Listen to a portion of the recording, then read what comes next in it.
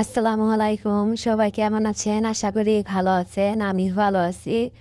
আজকে আবারও চলে আসলাম অনেক কিছু রান্না করার জন্য।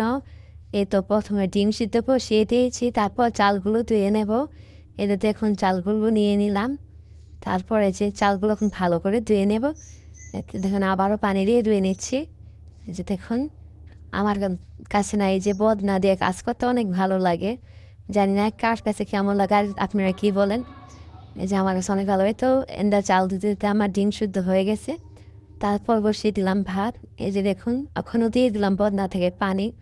এই বদনা কিন্তু ভালো, এই বদনা কিন্তু নোংরা নয়। এই যে দেখুন চালগুলা দিয়ে দিচ্ছি। এই যে দেখুন দেখতে দেখতে কিন্তু আমার ভাত তো হয়ে যাবে।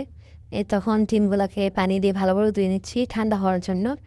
এই তো ডিমগুলো এদিক দিয়ে ছুলতে এদিকে কিন্তু আমার ভাত হয়ে গেছে। আগে শিখেছে আর কি।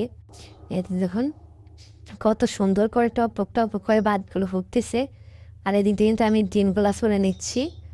যে কোয়েল পাখির ডিমগুলা ছুলতে কিন্তু অনেক ভালোও লাগে, আবার মাঝে মধ্যে একটু মেহনতও লাগে, উঠতেই চায় না। এই যে এই ডিমটা কিন্তু অনায়াসে উঠে গেছে, এটা কিন্তু মেহনতই হয় নাই।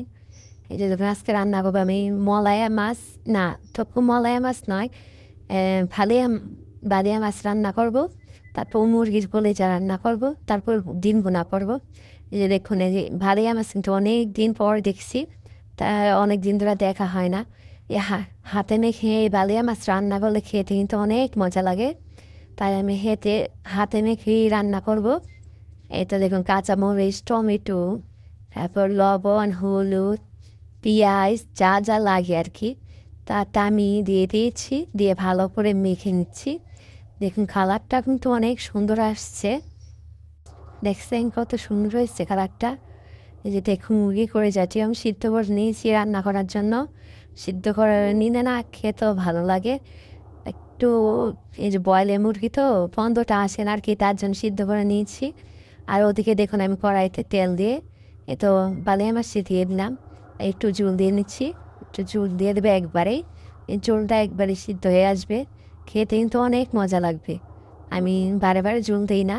আর এদিকে মুরগির কলিজাটি আমি ছোটো ছোটো করে পিস করে নিচ্ছি রান্না করার জন্য। যে দেখুন বড় বড় রান্না করবো না, ছোটো ছোটো করেই রান্না করব। তার জন্য ছোটো ছোটো করে পিস করে নিচ্ছি। এই তো দেখুন এইগুলো পিস করা কিন্তু শেষ। ওদিক দিয়ে কিন্তু আমার তরকারি কিন্তু হয়ে গেছে। এই দেখুন এক চুলায় রান্না করতে কিন্তু একটাই সুবিধা, রান্নাটা বসিয়ে দিয়ে অনেক কাজ করা যায়। এ তো আমার হয়ে গেছে, এখন ডিম ভেজে নেব। এটা ডিম মোনা করার আগে তো ডিমটা ভেজে নিতে হবে, তাই ডিমটা ভেজে নিচ্ছি।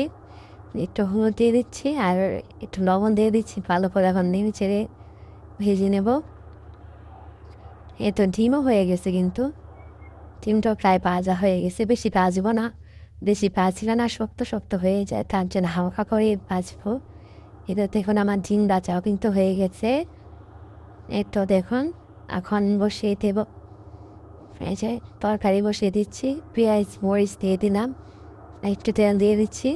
দিয়ে এখন ভালো করে নেড়ে চেড়ে নেবো। দিয়ে যা যা লাগে মশলা তা দিয়ে দেবো। এতে দেখুন লবণ, হলুদ, মরিচের গুঁড়া, তারপর এখানে আদা আর রসুন একসাথে বাটা দিয়ে দেবো। তখন ভালো করে আর চেড়ে নেবো। মশলাটা দেওয়ার পর তো মশলাটা দিয়ে দিলাম, তারপর একটু ভালো করে নিয়ে চেড়ে নেবো। যে দেখুন চুলার আগুনের ইয়াটা কত বেড়ে গেছে। তো দেখুন যে আমার কাছে কিন্তু ডিমটা যে এত পছন্দ, আমার কাছে ডিম বোনাটা খেতে অনেক ভালো লাগে। আমি ডিম বোনাটা অনেক পছন্দ করি বললেই হয়। এই যে দেখুন কত সুন্দর হয়েছে আমার ডিম বোনাটা। মাশাআল্লাহ আমার বাচ্চারা খেয়েও কিন্তু অনেক প্রশংসা করছে যে আম্মু আজকের ডিম বোনাটা অনেক মজা হয়েছে। কিন্তু আমি বড় চুলার কাছে না রান্না করে বাচ্চারও কাছে প্রশংসা পাই না। এই মিনি চুলায় রান্না করলে আমার ছেলে মেয়ে অনেক প্রশংসা করে। কিন্তু এখন আমার ডিম রান্না হয়ে গেছে, এখন বসিয়ে দেবো মুরগির পরে যাব না। একটু কড়াইতে তেল দিয়ে দিচ্ছি, দিয়ে পেঁয়াজ দিয়ে দিলাম, কাঁচামরিচ দিয়ে দিলাম, তা আদা রসুন বাটা দিয়ে দেবো। দিয়ে একটু ভালো করে নেড়ে চেড়ে নেবো।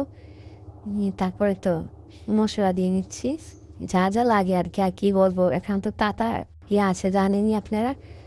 সব কিছু দিয়ে নেবো। দিয়ে ভালো করে নেড়ে চেড়ে নিচ্ছি। ভালো করে না কষালে না তরকারিটা খেতে অনেক মজা হয়। তরকারি কিন্তু কষানি আসল।